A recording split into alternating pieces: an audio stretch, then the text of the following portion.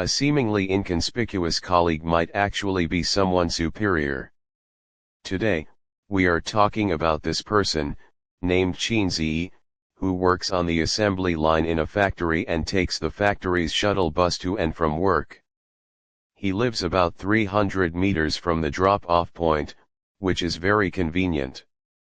The month of the accident, he was on the mid-shift, working from 4 p.m. to midnight. On the 7th of that month, Xiaoqin was waiting for the shuttle bus at the crossroads. As a result, a traffic accident occurred at the crossroads. A girl riding an electric scooter was rolled under a truck. The accident site was only 89 meters away from where Xiaoqin was standing. Regarding this incident, if you are a normal person, Xiaoqin is no exception and almost vomited. Going to work is always a hassle. The most important thing is that the crossroads is his only way home after work. The shuttle bus just delivered him to the crossroads.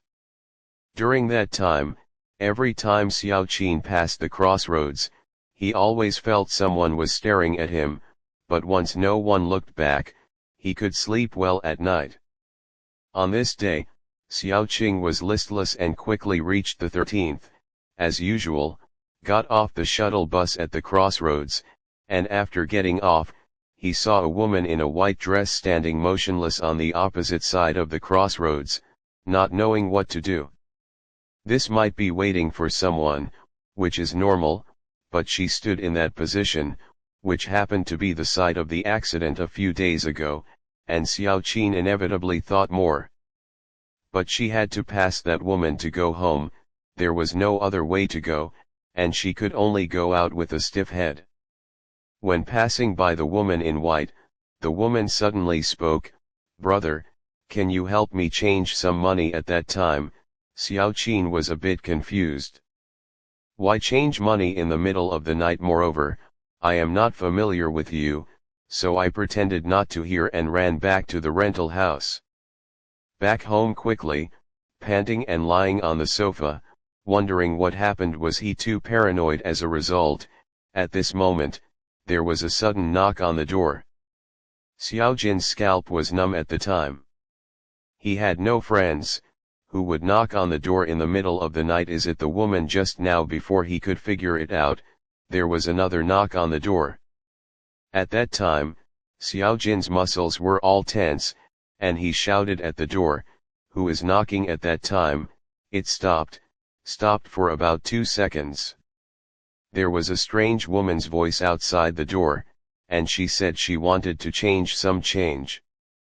Xiaoqin's first reaction was that the woman at the crossroads was following her. She must have encountered something. She shouted at the door, "I don't have money, get out," and then I kept staring at the door. She was scared that when she opened her eyes, the door would be pushed open, so she fell asleep on the sofa until dawn. When I woke up, it was already past 2 in the afternoon. Although Xiaoqin was very scared, she still had to go to work to earn money, washed her face, took the garbage bag out, and went to work. Just as she was about to go out, the neighbor across the door, Aunt Wang, also opened the door to throw out the garbage. Seeing Xiaoqin going downstairs, she quickly called her and said, "Xiaoqin, my uncle was playing cards at home yesterday and had no change. Seeing you coming back from work, the girl wanted to change some change with you, and it disturbed you. You looked very angry. I'm sorry, I apologize to you on behalf of your aunt." Xiaoqin was relieved, thinking she had encountered something dirty, and it turned out to be like this. But this aunt's words were not over yet.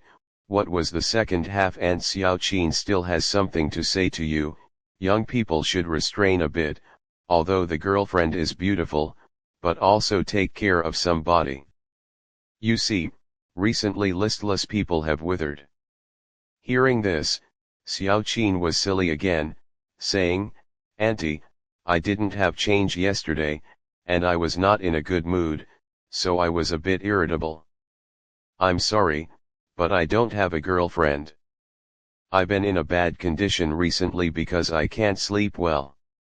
As a result, the ant glanced at her and said, "Oh, you're still pretending with your aunt.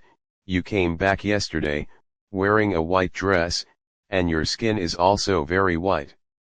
The two of you went into the room together, looking at you in such a hurry, running so fast." After saying this, Aunt Wang, with a knowing smile, left. Xiao Qin didn't know how to get on the shuttle bus. Her mind was full of the woman in white. It wasn't until a colleague she didn't know spoke to her that she came to her senses. This colleague had the surname Chen, and it is said that he learned a few tricks from the old heaven of Longhu Mountain. Of course, Xiao Qing didn't know about this at the time, and only found out later. What did Brother Chen say at the time? "This little guy, he has noticed that recently, whether he has encountered something inexplicable," this sentence suddenly said in Xiao's heart. Xiao Qin poured out her troubles with Brother Chen. After hearing this, he smiled and took out a copper coin from his pocket. He explained that if Xiao Qin met him, he would throw the money on the ground and tell him to take the money and leave. During this conversation, Xiao Qin learned that Brother Chen is a superior person, saying that working in this factory also has other purposes. Otherwise, how could he see through his own predicament at a glance? That night, after work, Xiao Qin got off the shuttle bus at the intersection, and the surrounding intersection was empty, and the shuttle bus drove away after getting off. Xiao Qin had just taken a step when a woman's voice came from behind, "Brother, help me change some money."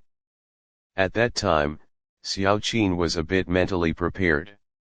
She held back her fear, slowly turned sideways, and glanced back with her peripheral vision. She saw a white skirt and dared not look back anymore.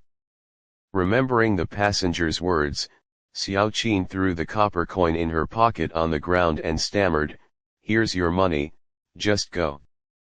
Then, she didn't dare to delay for a second, so she ran to the other side of the road.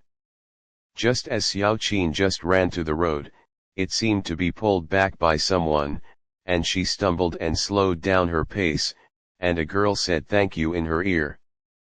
At the same time, a dirt-loaded dump truck rushed past only 30 centimeters in front of Xiao Qin. Later, Xiao Qin thought, if she hadn't given the copper coin at that time, would her life have disappeared? She thought this matter was over, but a few days later, the copper coin came back to Xiao Qin's hand. Therefore, she and Brother Chen became close friends. Later, the two went up the mountain to dig other people's soil together and caught water monkeys, and Xiao Qin recorded these experiences and wrote a book called The Book of Life-Changing Tongbeo.